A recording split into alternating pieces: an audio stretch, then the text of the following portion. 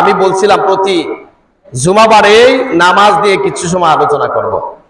যদি আপনাদের হাজিরা পাই, আসলে আপনাদের হাজিরা পাই না, আপনারা সবাই জানেন তো, এই জন্য আগে আসেন না। তবে জিজ্ঞাসা করলে অনেকে পারবেন না। এখন যদি দাঁড় করায় কাউকে জিজ্ঞাসা করি, 10 জনের মধ্যে মনে হয় 8 জন চলে যাবেন যে নামাজের ফরজ কয়টি এবং কি কি। 10 জনের মধ্যে 8 জনই ফেল যাইবেন। বুঝতে পারছেন না? এতক্ষণ খুব মজা লাগছে ওয়াজ, কারণ নবীজির অলৌকিক কাহিনীগুলো বলছি, খুব ভালো লাগছে। কিন্তু এখন আর ভালো লাগবে না, কারণ এটা ফিকাহের মাসআলা, এটা আপনার আমার জন্য ফরজ।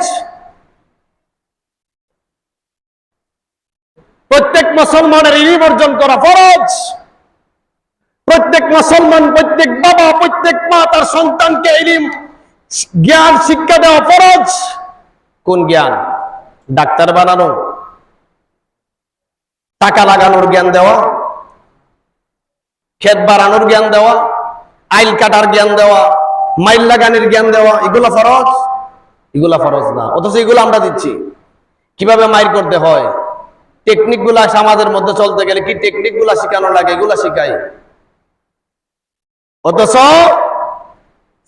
কিভাবে জান্নাতে যেতে হবে,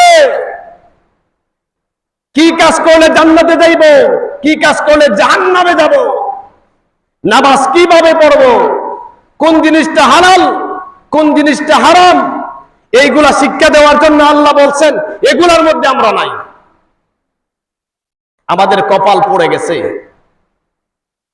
আমি বলছিলাম যে মাসলা মাসাইল আলোচনা করব, দেখেন